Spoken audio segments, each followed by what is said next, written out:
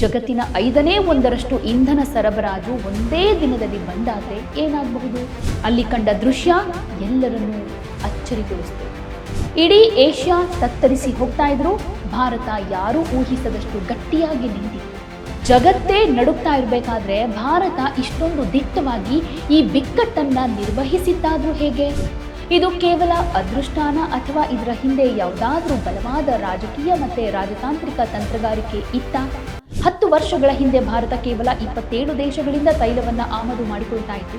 ಆದರೆ ಈಗ ಭಾರತ ತನ್ನ ಇಂಧನ ಮೂಲಗಳನ್ನ ಬರೋಬ್ಬರಿ 41 ದೇಶಗಳಿಗೆ ವಿಸ್ತರಿಸಿದೆ.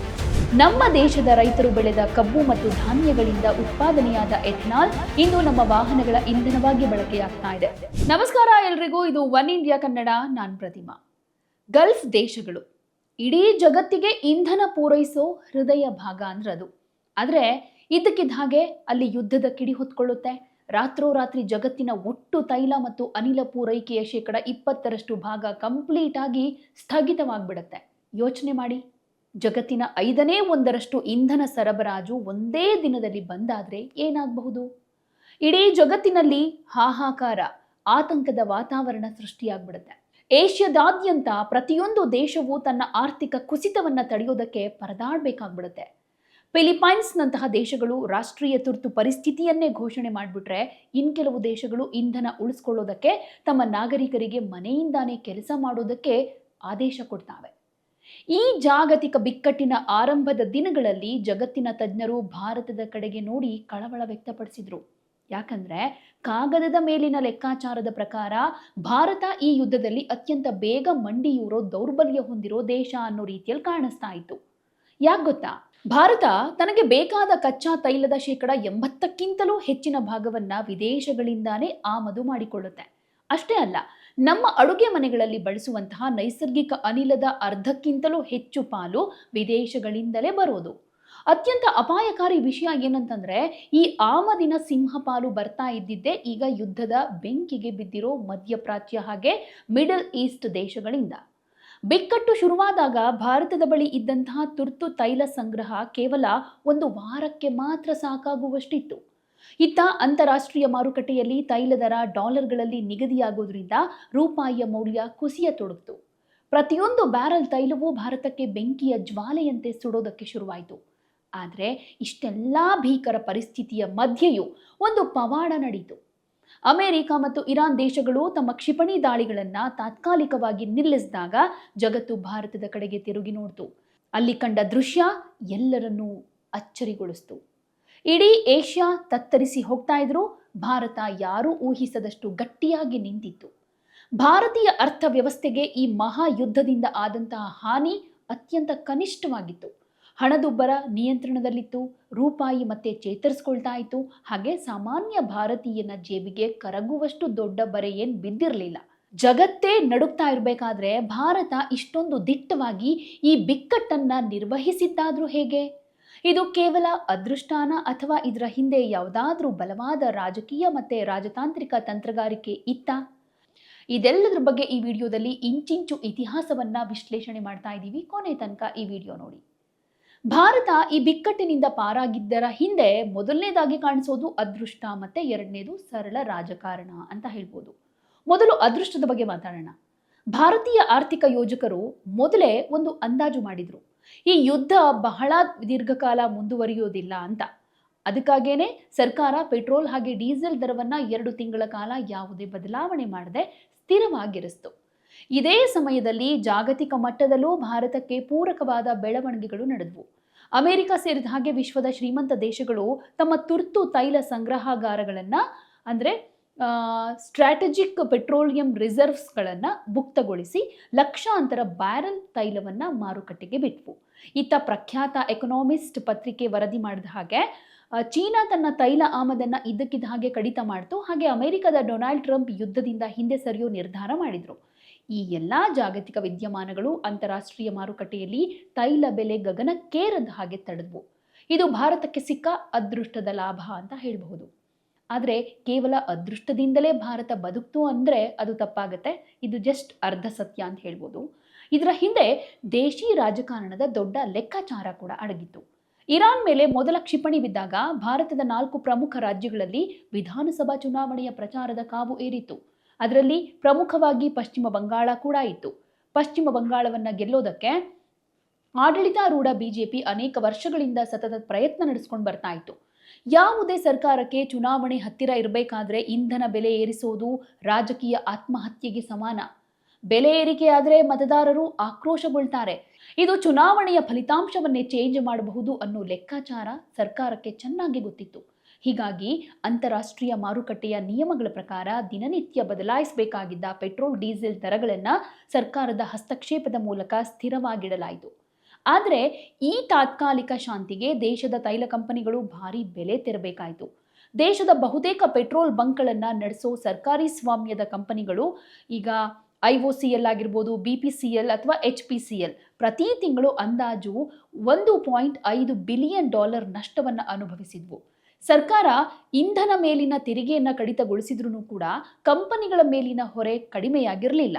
ಆದರೆ ಚುನಾವಣೆಗಳು ಮುಗಿದು ಫಲಿತಾಂಶ ಬಂದ ಕೆಲವೇ ದಿನಗಳಲ್ಲಿ ತೈಲ ಬೆಲೆಗಳು ನಿಧಾನವಾಗಿ ಏರತೊಡಗಿದ್ವು.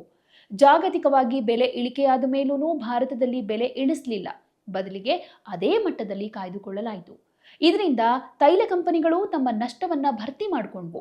ಇತ್ತ ಸರ್ಕಾರದ ಖಜಾನೆ ಕೂಡ ತುಂಬಿತು. ಇಲ್ಲಿ ಬರೋ ದೊಡ್ಡ ಪ್ರಶ್ನೆ ಏನು ಅಂತಂದ್ರೆ, ಇನ್ ಕೇಸ್ ಚುನಾವಣೆಗಳು ಇಲ್ಲದೆ ಇದ್ರೆ ಮೋದಿ ಸರ್ಕಾರ ಇಷ್ಟೊಂದು ರಿಸ್ಕ್ ತೆಗೆದುಕೊಳ್ತಾ ಇತ್ತಾ? ಇದಕ್ಕೆ ಖಚಿತ ಉತ್ತರ ಇಲ್ಲದೆ ಇದ್ರೂ ಅಂತಿಮವಾಗಿ ಸರ್ಕಾರದ ಈ ನಡೆ ದೇಶದ ಗ್ರಾಹಕರಲ್ಲಿ ಆತಂಕ ಸೃಷ್ಟಿಯಾಗದ ಹಾಗೆ ತಡೆಯಿತು. ಜನ ಎಂದಿನ ಹಾಗೆ ಹಣ ಖರ್ಚು ಮಾಡೋದನ್ನ ಮುಂದುವರಿಸಿದ್ರು. ನೆನಪಿರ್ಲಿ, ಭಾರತದ ಆರ್ಥಿಕತೆಯ 60% ಭಾಗ ನಿಂತಿರೋದೇ ನಿಮ್ಮಂತಹ ಗ್ರಾಹಕರು ಮಾಡೋ ಖರ್ಚಿನ ಮೇಲೆ, ಅಂದ್ರೆ ಕನ್ಸ್ಯೂಮರ್ ಸ್ಪೆಂಡಿಂಗ್ ಮೇಲೆ.